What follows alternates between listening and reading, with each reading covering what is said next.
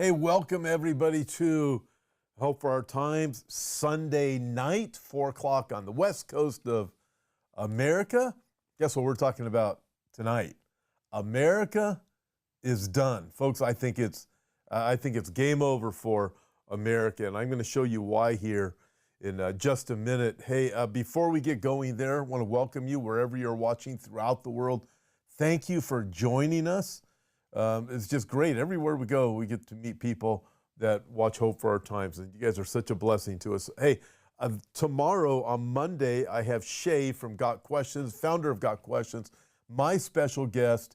Folks, it is first time ever on Hope for Our Times, and this is just fantastic to be able to have him on. You are going to be blown away. Join us on Monday, 2 o'clock Pacific time. Tuesday, John from Australia is going to be joining us because we're going to look at the unbelievable things that are happening in the land down under. And guess what? You got the digital ID going on and all these other things. Guess what's coming here to America and is about to be exported to the rest of the world. So hold on. So that's Tuesday. Wednesday, we have, listen, just this, it's really another first time ever that we're going to be doing here. Join us for the midweek. I'm just an unbelievable week coming up. I'm not going to tell you too much about it right now, but I'm excited. I believe that what we have coming this week, and I especially look at Wednesday, think it's probably the most important thing that I've ever done. And so looking forward to the whole week with you guys. And then let's get started right now because we are looking at the subject of America. I think it's game over for America. Let's just work through a few things. America, I titled it as America is Done. By the way, that's not a picture of America that you see there. That is Jerusalem, obviously in the spring. I think a little bit of color touch up, but it's a pretty cool looking picture there, taken from the area of the Mount of Olives just to the northern side of the Mount of Olives, looking down at Jerusalem. Not the north, but the northern end of the western side. Yeah, would that be of the eastern side of the western side of the Mount of Olives. Just as you got the Mount of Olives here, Kidron Valley, Temple Mount, taken from over here, looking at the Temple Mount. For all those of you who've been there, getting a little bit confused on my directions. All right, why do I think America's done? Why do I think it's game over? Let me show you. There's about a zillion things. We're going to go through these. This is a prophecy update, and that's why I'm doing this. Okay, let's get going. This first item, this was sent to me from one of our viewers in Canada. Thank you, Donna, from Canada. Trudeau again says nothing after another church suspiciously burns to the ground in Canada. I want you to imagine if that was a mosque. Wow, the whole world would be in uproar. Heads would roll, but no, it's a church. Zip. We don't care. We want to eliminate the church from this planet. We know that's a global plan. All right, check out this next one. From the economic collapse, the entire system is crumbling. Major red flags are popping up for banks, small businesses, and retailers. I brought this up earlier in the week. But friends, we are watching the economies in China. We're watching them here in America. We're watching them throughout the whole world. And all of this is coming to a head. I believe it's going to ultimately come to the head in the timing of the book of Revelation, chapter 6, with the rider on the black horse. But all of these things are happening, right? Continuing. And that is, by the way, in America, you look at what's going on in the retail business and just the economy in general and the price of everything, inflation, what's going on with bank closures. Wow. All right, let's get going. Saudi Arabia adding to it.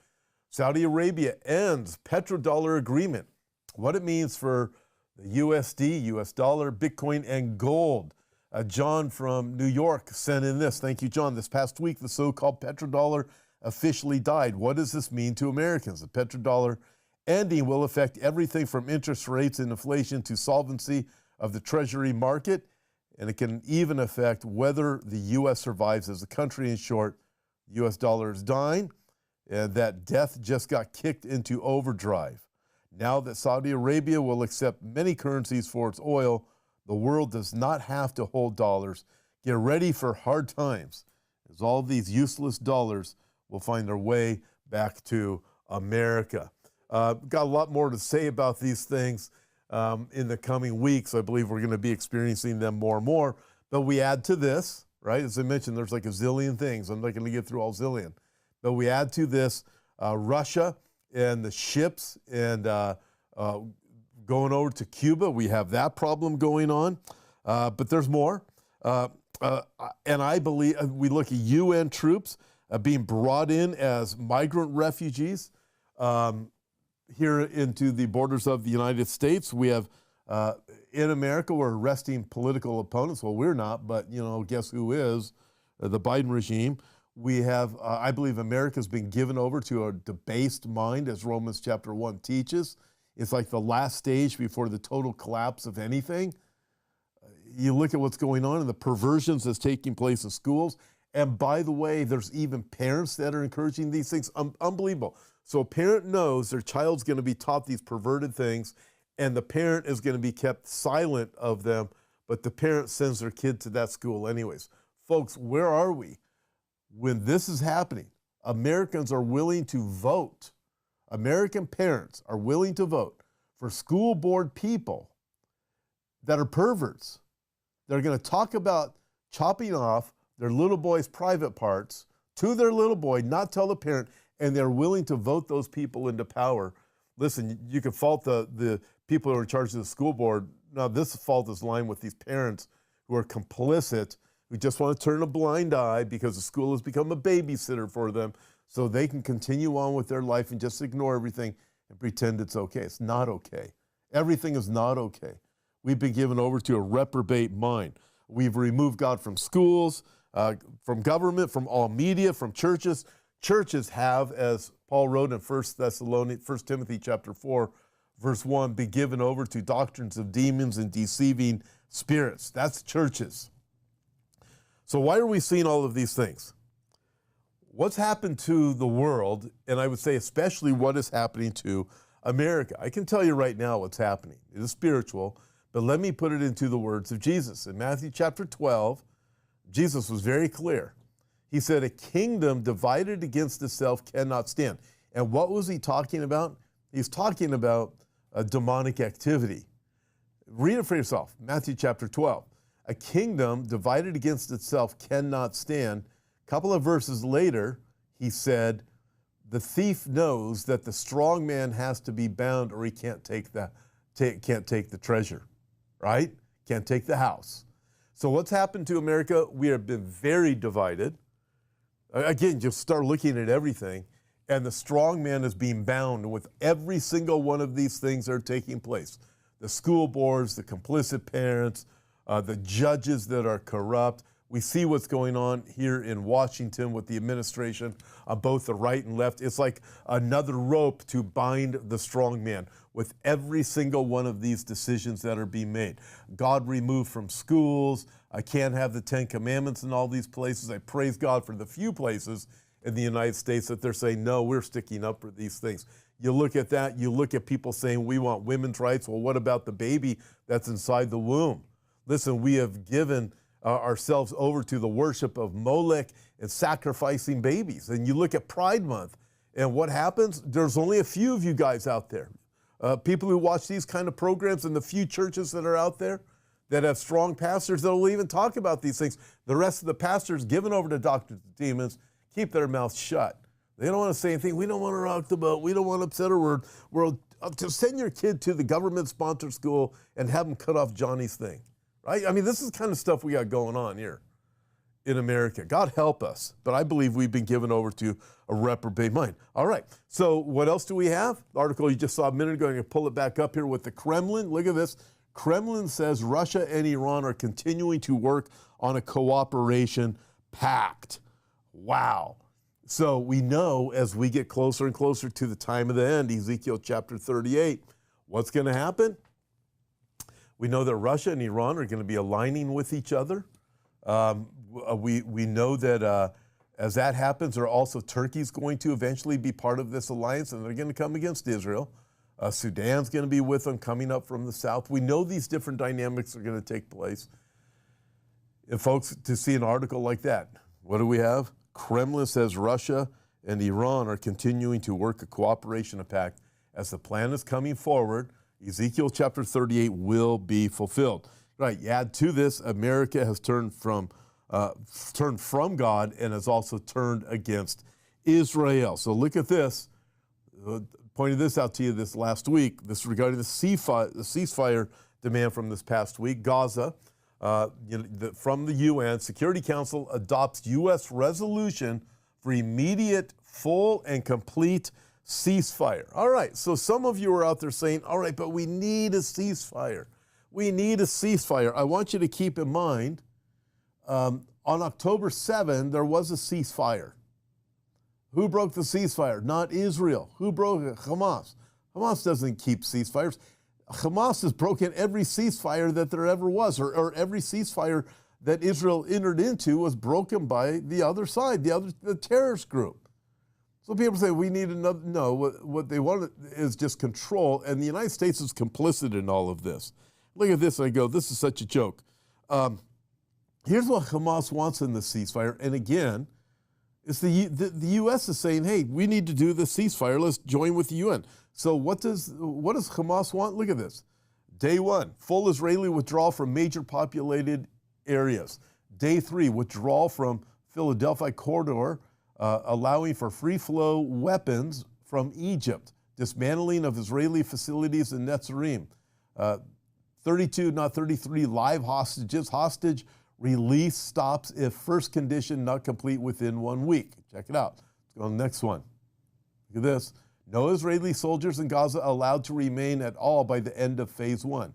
U.S., Russia, Turkey, China guarantee the above. Isn't that interesting? Hamas terrorists released in order of when they were arrested. Note this is A.J. Edelman's comment. This guarantees the most hardened and worst terrorists released first, ones with many life sentences. So, and then let's go to the next one. Israel agrees to full end, the END, of the war permanently at the end of phase 1. No IDF troops in Gaza at this time. Day 22. All rearrested terrorists from the Gilad Shalit deal, which released the 10-7 planners in the first place. By the way, that is a fact, Jack, are to be released by this date. That's just insane.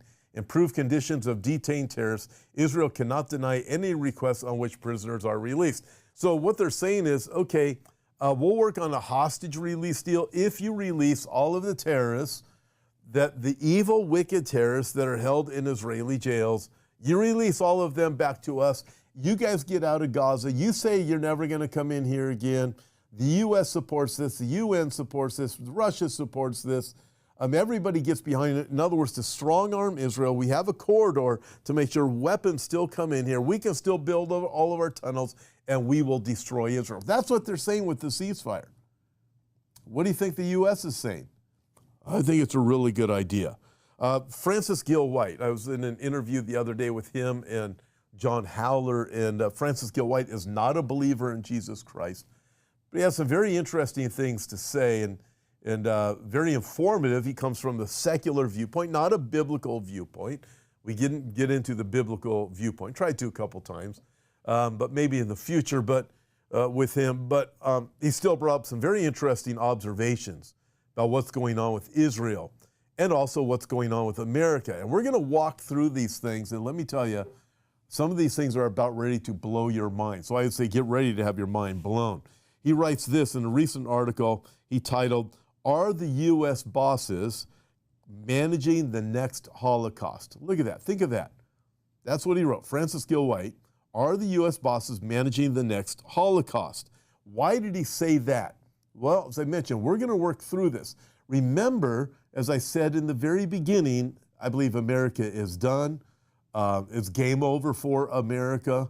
I think in Genesis chapter 12, verse 3, where God said, in fact, let me just read that passage. I'll start in verse 1 and think about what it says in context, all right? Verse 1, the Lord said to Abram, before he changed his name to Abraham, "Get out of your country, from your family, and from your father's house to a land that I will show you. I will make you a great nation.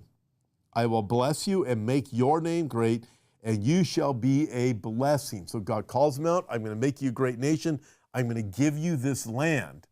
By the way, the land that Israel occupies right now is nowhere near the amount of land that God has given Israel. They will eventually have all that land.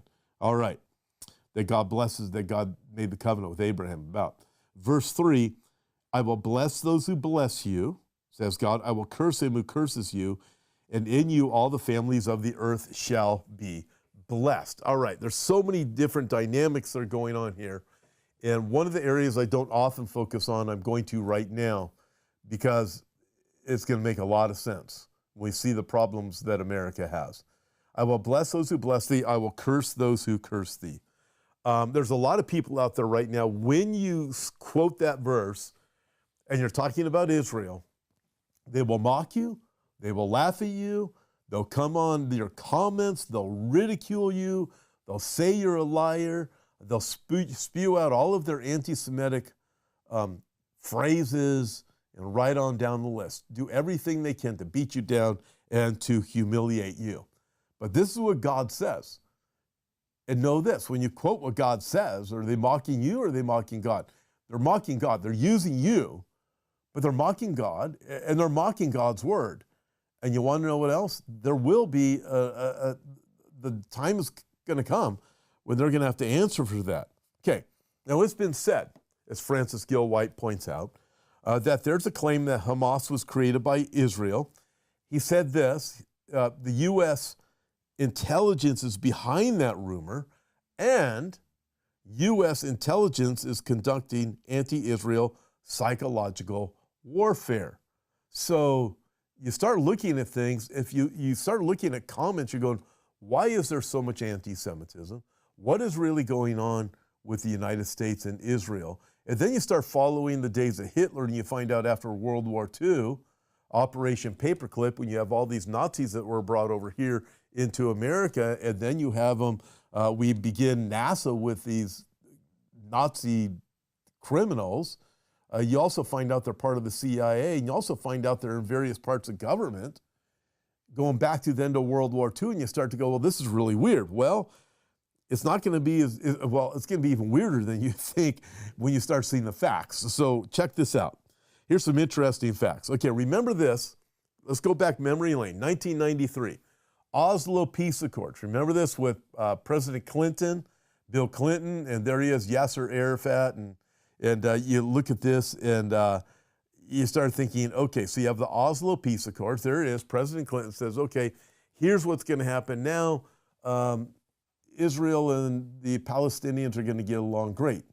And the PLO, right? Where did the PLO come from? We'll get to that in a minute. So, but not so fast. Yasser Arafat turned down every single thing that they were offered. Every single thing. Basically, the Jews won't have hardly any land, and we'll do this whole peace accord, and everything's going to move forward, and the prime minister is ready to give up everything. All right. So here's what's interesting. I want you to look at this map of Israel, and this map shows the UN nations partition of 1947.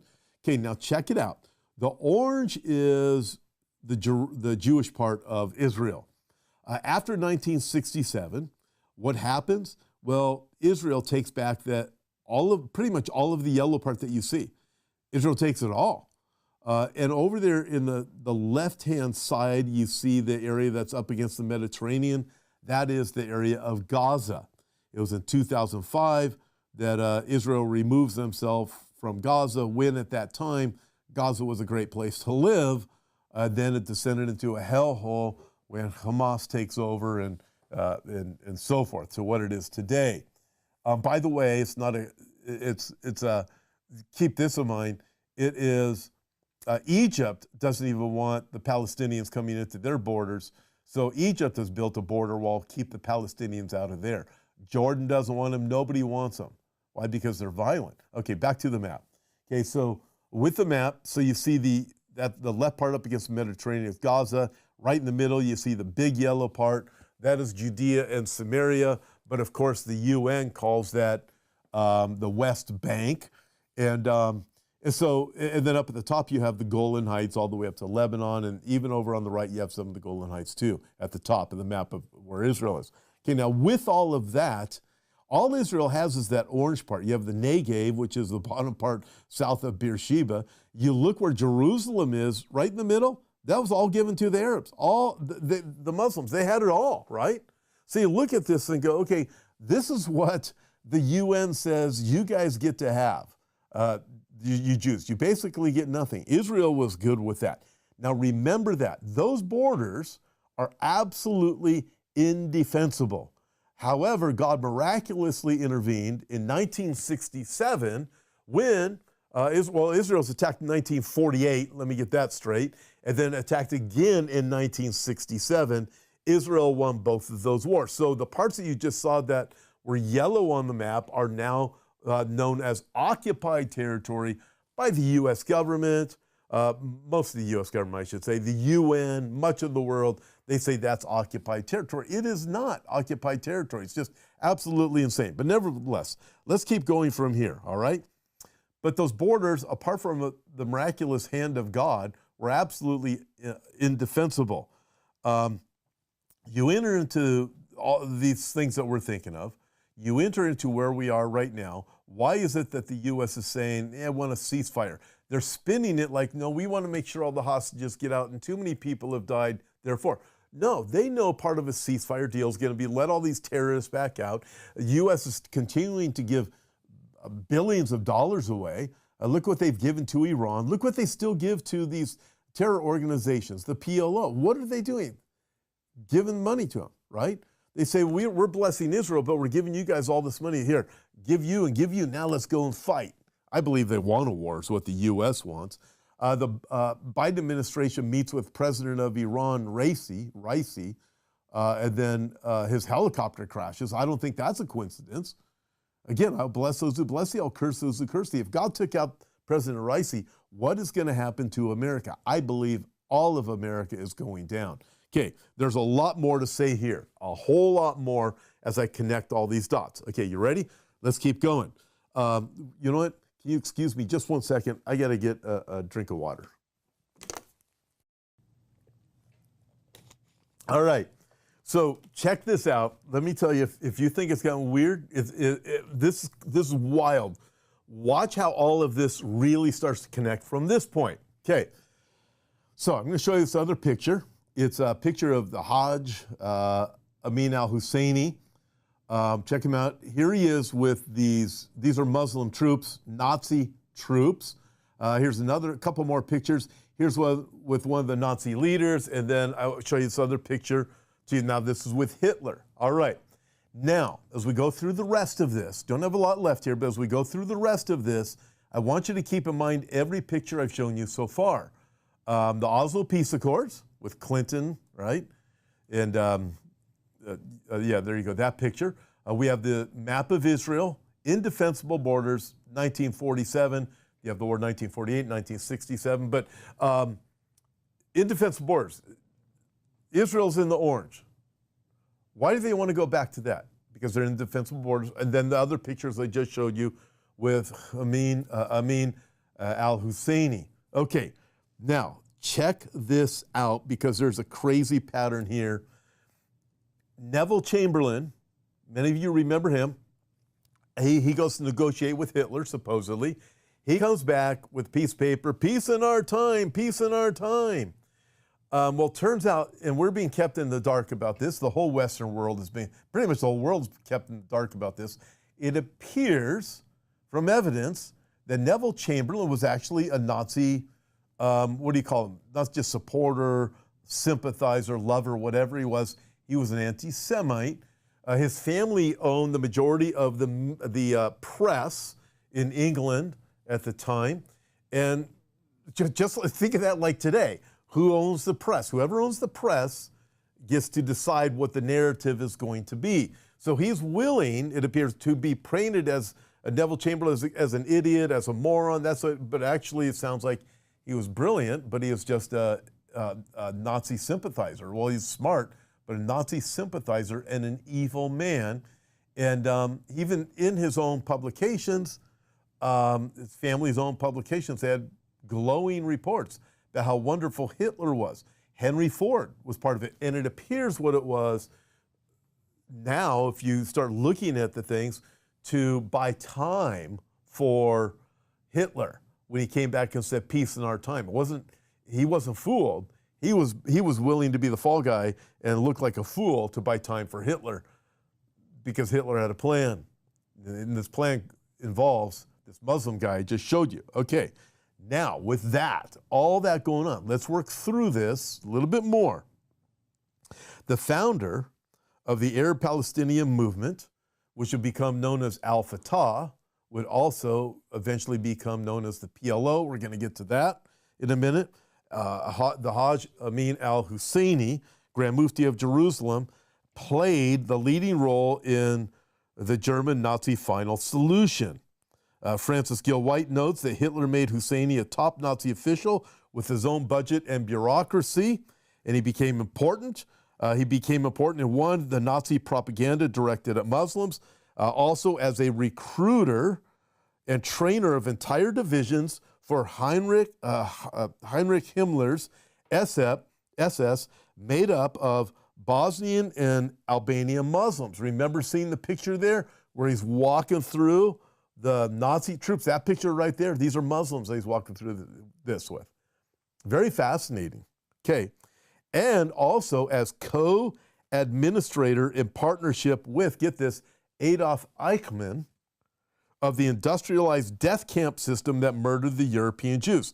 The German Nazis had all the dignitaries out to receive him, including Adolf Hitler himself, who sat down, get this, with Husseini immediately to seal important agreements with him, get this, among which was their joint commitment to work together to exterminate Jews living in British Mandate Palestine. Wait a minute. Okay, so Hitler and this Grand Mufti, he brings the Grand Mufti in to meet him, right, with his Nazi leaders and to help train troops and so forth on exterminating the Jews. And then he works with him in joint commitment to exterminate the Jews, guess where? In British Mandate Palestine. Whoa. So he's planted there officially in Palestine, supported, he lived there, worked with Hitler, but Hitler comes along now to support him in Palestine. Get this, right? So all this anti-Jew stuff that's going on over in Israel, it goes way back. Well, we can trace it all the way back to Abraham, Isaac, and Jacob, but it goes way back. Even in our history, we have these facts. Interesting. Okay, continues. The Nazis were very excited about Husseini. They were building alliances with Arab Muslim bosses everywhere and had already sent Husseini weapons for, get this, the Nazi sent him, this Muslim guy, weapons for his fourth terrorist attack against the Jews of British Mandate Palestine, the so-called Arab Revolt of 1936 to 1939. The Nazis gave him weapons for the revolt against the Jews. What does this have to do with Oslo? We're going to get to that, right? The Hajj created the Al-Fatah movement, which was, as I mentioned, right, which was his terror organization against the Jews. It absorbed the name PLO, the Palestinian Liberation Organization, after the original PLO had attempted to displace al-Husseini. But al-Husseini was the stronger. He eliminates the problems of the PLO that were out to get him. And what does he do? He absorbs the name PLO. He took the name PLO. So it goes from the Arab Palestinian movement, the Al-Fatah, to PLO. That exists as PLO today. It's also believed that, what's his name, Yasser Arafat, was related to this al-Husseini guy, and possibly even the guy that's in there now. I'm drawing blanks on what his name is right now. But as you look at all of this, regarding, and I mentioned Oslo, regarding Oslo, 1993, with Clinton, Dr. Gill White states emphatically, get this, that U.S. bosses knew exactly what they were doing. He's talking about he's talking about in the Oslo Peace Accord, and quite deliberately inserted those hell-bent on murdering all the Israeli Jews into the Jewish state and gave them strategic Israeli territory. You can't make this up, right? So this is what the peace accords are about, administration after administration. Remember the Bush administration, get out of Gaza. Condoleezza Rice, get out of Gaza. You Jews can't be there anymore. Listen, Israel, look what's happened to Gaza since Israel pulls out, right? Look where they are right now. You start looking at Judea and Samaria. What do you have right there in Israel? Israel defeated 1948 and 1967. That caused the powers in the West, it appears, from everything you look at, you go, it caused the powers in the West a little bit of a problem that Israel won. Things are starting to make sense. And I know this is really hard for anybody to believe this, but you start looking at things, you're going, wait a minute. I know, because I've been to Israel so many times, when you're in the West Bank areas of Judea and Samaria, like Bethlehem, you can't go to Nablus, you go to Shiloh, you go to these different areas and you realize there's some very problem areas right there against the border, right there in Jerusalem. Jerusalem was basically, you've got the divisions right there in Jerusalem, West Bank and East, right? East and West. So you have that. You look, you go, yeah. So all this peace talk, is it really about peace? We can say from Hamas and from Iran, no.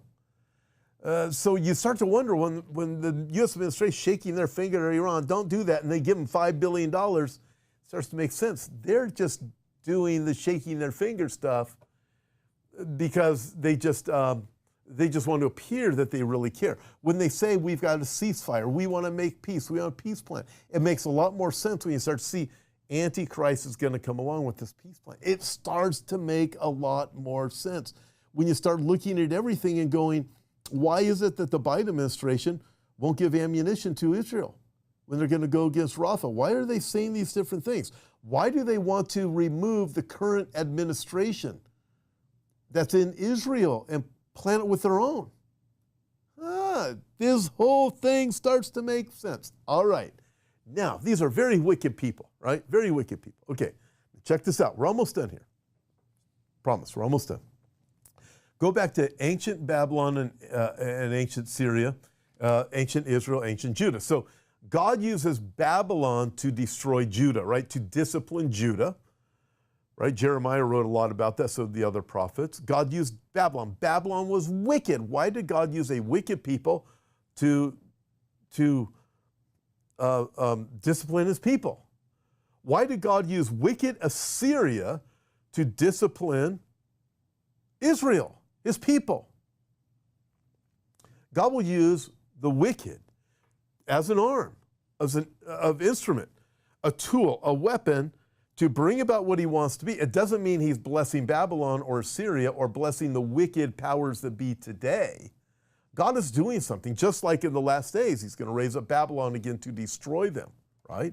So, but check this out. One example, Isaiah, Isaiah, I'll get there, chapter 10. Isaiah chapter 10, verse 5, right? Woe to Assyria, God says, the rod of my anger, and the staff in whose hand is my indignation. So God says Assyria is the rod of my anger. Assyria is the staff of my indignation. Interesting. So God's saying, I'm going to use Assyria, but he also says, woe to them, because Assyria was totally wicked. And God judged Assyria, and God judged Babylon, and the great judging of Babylon is still coming, I believe, in the future, the final time. But you start to look at all of these things, and I want to caution you. If you're a person that says, and you're looking right now, watching what's going on to Israel, there's a lot of people that are rejoicing. And I don't even think, some of them don't even know what they're happy about. From the river to the sea, Palestine will be free. Others know exactly what they are saying. They're evil. They're anti-Semitic. You got to be very careful, whichever side you're on. Because, check this out, it's in Psalm 137. 137, check this out. Again, we're almost done. Just hang on with me. By the rivers of Babylon, there we sat down, we wept when we remembered Zion. We hung our harps upon the willows in the midst of it.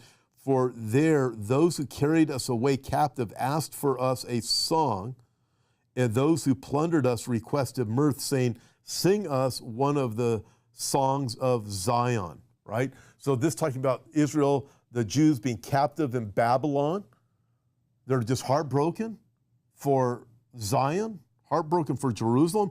They say, how shall we sing the Lord's song in a foreign land? Then this, verse you know, if I forget you, O Jerusalem, let my right hand forget its skill. If I do not remember you, let my tongue cling to the roof of my mouth. If I do not exalt Jerusalem above my chief joy. So looking, going, don't let me forget Jerusalem, right? And God won't, because we know all those prophecies. But listen to this. Verse 7, and this is the key. Remember, O Lord, against the sons of Edom, the day of Jerusalem, who said, raise it to its very foundation. In other words, while Babylon was destroying Jerusalem, remember the sons of Edom. They're out of Jordan. They were looking down, saying, kill all the Jews, get rid of the Jews. They're anti-Semites celebrating that. Folks, God judged them. And God judged Babylon. God judged Assyria. They were all wicked. He used them to discipline his people. Right now, God is moving Israel to a place of turning to him. I'm going to caution you. If you are a person that's sitting back and you stumbled across this channel and you thought, I don't like those Jews, I think we should see the end of Israel, you realize, wait a minute, it's not going to be a good day for you. God judges those who are against his people.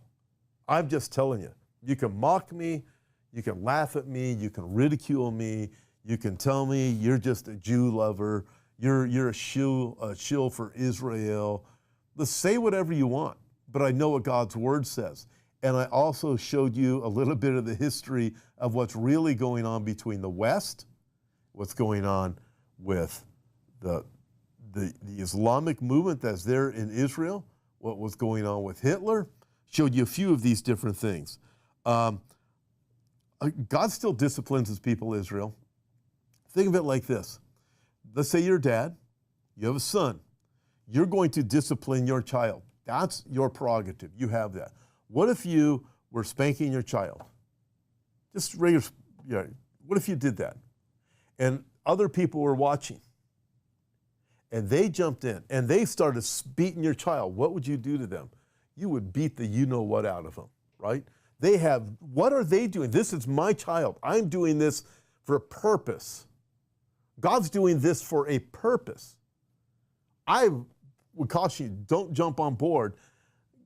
Israel is God's chosen people. If he's disciplining his people for whatever reason, ultimately he's moving them to a place of repentance. God is turning his attention from the Gentile world. He's turning it to Israel, that all Israel would be saved. He's doing that. I believe we're experiencing Romans chapter 11, a turning. Verse 25, a turning. And I watch people jump on board and say, disciplined Israel, let them have it. I want to jump on board with you. And all of the anti-Semitism, folks, I want to encourage you, don't go that way. God is going to judge every nation that comes against, and every people that comes against his people, Israel, to divide their land. I wouldn't go that way. Listen, I look at these things, and I want to do a prophecy update for you guys. Tonight, I have some other things coming for next Sunday I'm really excited about. Wait, tell you about those next week. We have a lot of exciting things that are coming up this week. Shay from Got Questions is tomorrow. John from Australia going to update us because that digital ID stuff, it's there and it's coming here. Wednesday, we have a special that I'd say it's the most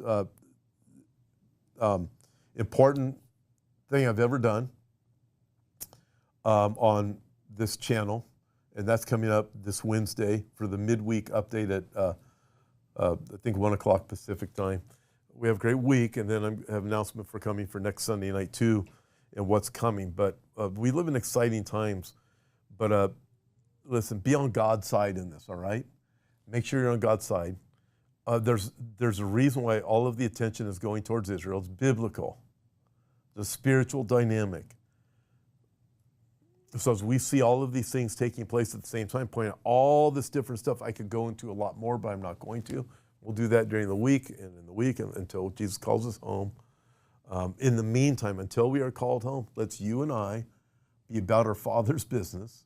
Let's do everything that we possibly can for the kingdom of Christ to tell other people about Jesus, because ultimately people need to be saved. God bless you guys. See you this week.